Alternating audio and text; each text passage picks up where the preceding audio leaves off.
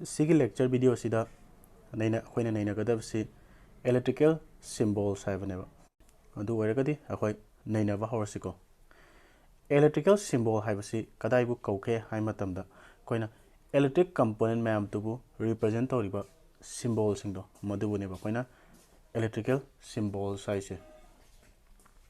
masi kaigidamakta akhoi symbol si kaigidamakta akhoi darkar oibano haiba matamda कोई electric circuit circuit अखोना component electric component मैम याहनिंगे खलसेब component मैम से यावबसी अखोना माई कंपोनेंट सिंग अममते येक लेरदी बैटरी अमुक येक अदगी बल्ब अमुक येक इलेक्ट्रिक सेल अमुक येक अदगी स्विच अमुक येक स्माइ सम येक लेरकदी अखोइदा यामना कुदोंग चादेब अदुगा यामना टाइम कंज्यूमिंग ओइबा मतम यामना चंगेबा सिगुंबा मैम से सॉल्व तौनबगिदमक्ता अखोना इलेक्ट्रिक सिंबल हाइबसे सिजे सिजनबनेबा दोरकदी कोई सिंबल खर की मरमदा कोई नैनबा हौरसेब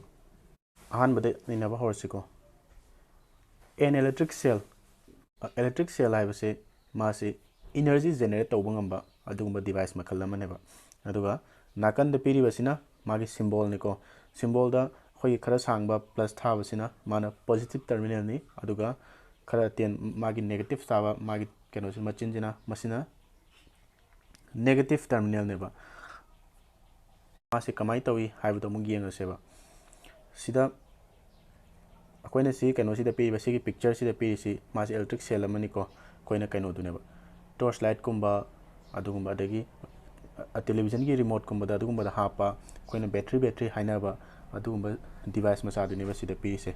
नेक्स्ट अमु बैटरी अमु येंगसेबा बैटरी हाइबसी करिनो हाइब मतमदा मसागी सेल अनि नत्रगा अनि दगी हेनमना पुंजनर सामआबा अदु ओरगदी मदुगुंबा डिवाइस तु कोइना करी कवी हाइ मतमदा बैटरी कवेबा अदुगा सिदा नाकन द पीसिना मागी सिंबल निको सिंबल सिदा यंगु अखोइना सेल सि अनि नत्रगा अहोम स्माइना समजनबगी मागी मोंग द पीसे अदुगा सोम नाकन की असांगबसिना पॉजिटिव टर्मिनल नि अदुगा सोम नाकन की अटेनबसिना नेगेटिव टर्मिनल नेबा मासी पिक्चर सिदा हाइफेतंग यंगसी यंग सिगी पिक्चर सिदा पीरिबसिदा मसागी सेल सिंगसी सेल अमागी मचिंदा अमागी पॉजिटिव टर्मिनल दा अमागी नेगेटिव टर्मिनल समे अदगी अमागी पॉजिटिव टर्मिनल दा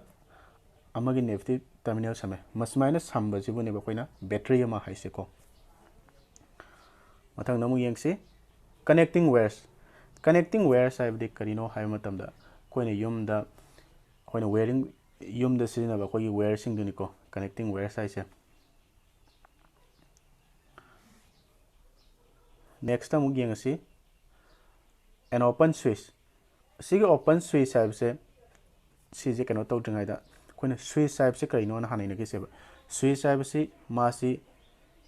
इलेक्ट्रिक कंपोनेंट अमनी करम वकन इलेक्ट्रिक कंपोनेंट हाइ मतमदा ngसागी सर्किट अमदा करेंट चेलहनगे चेलहल लोइगे अदु कंट्रोल तौबा ngamba अदुगुंबा मासी कंपोनेंट अमनेबा अदु ओरगदी मागी करेंट चेलहनदना ngसाई मागी कनो सर्किट तु ब्रेक तौरगा थदलगा थंबगी मोंग दुबो कोइना थंबदुबो कोइना करी कौ हददा एन ओपन स्विच कवेबा अदुगी स्विच न मागी लेबदो कोगी नाकन पीसिना मागी सिंबल निको मागी सिंबल सिदा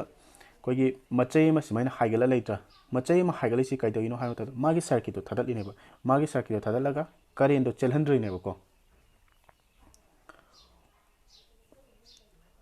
नेक्स्ट यंगसी क्लोज स्विच हाइबसिना करिनो हाइ मतमदा हान ओपन ओरमबदु ngसाई कन तौरगा खुमजला कांदा अखोगी सर्किट तुदा कंटिन्यूस लगा करेंट चेलहनबदुनेबा अदुगा मागी नाकन ने पीसिना मागी सिंबल निको नेक्स्ट अमु प्लग की हाइबसे करिनो हाइ मतमदा मासु इलेक्ट्रिक कंपोनेंट अमनी करम मखलगी कंपोनेंट हाइबतुदा स्विच तोइन एक्ट तौबको अदुगा द इलेक्ट्रिक करेंट चेन मदु थदलगना मदु अखोइना ओपन प्लग की कवे ngसागी सर्किट तुदा करेंट तो चेलहनबगी माना ngसागी सर्किट तु कंप्लीट सर्किट तु माना थदत्तबिदा माना करेंट तो चेलहनलगना करी कवी हाइब मतमदा एक क्लोज प्लग की कविको next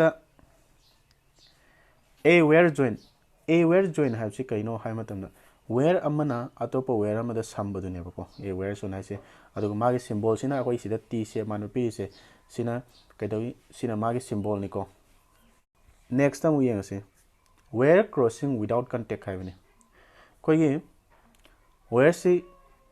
masagi moi masen si kano tawdana samnadana wire amagi mathakta amana pubaduneba wire crossing without contact haise aduga sonda pili sina magi symbol duniko next electric bulb haibadi koina yumda sinaba koigi light mangan puthokpa ngamba adugumba electric component duniko magi symbol sina sida nakanda piri basini next a resistor of fixed resistance haibni resistor haibsi magi electric component amani karama makhangi component no hai matamda ngasagi current chenbada yamna thingba piba adugumba component amani ko mase duga nakanda leisina magi symbol niko masi kamai tawi habdo akhoi amuk yengasi sigi picture sida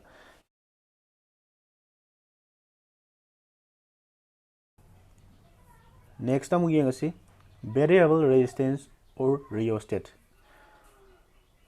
sigi rheostat habsi karino hai matamda rheostat habsi mase device makhalamani karama makhagi device no hai matamda magi resistance ki value je hongdok khongjin jaba adugumba device amane bako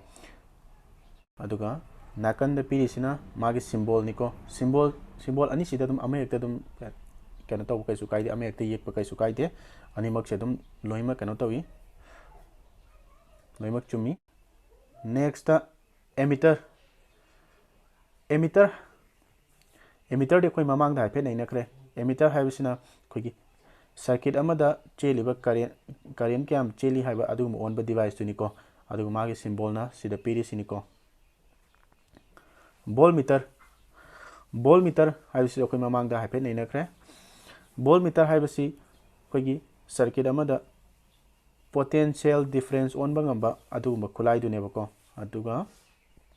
magi symbol na sida leire next galvanometer haibsi kaino hai matamda mase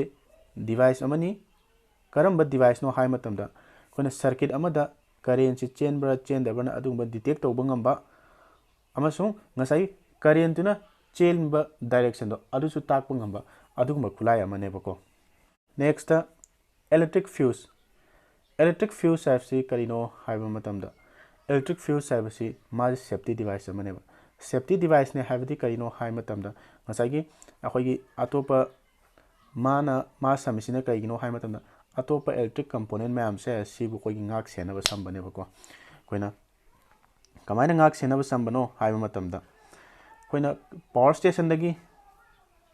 yum da direct kano samba yaba nati yum da direct akhoigi mai samba yaba nati aduna power station dagi lekai gi transformer da thadarani transformer dagi koina mu yum da samdoineba yum da samba matam sida kamai tawi hai matam da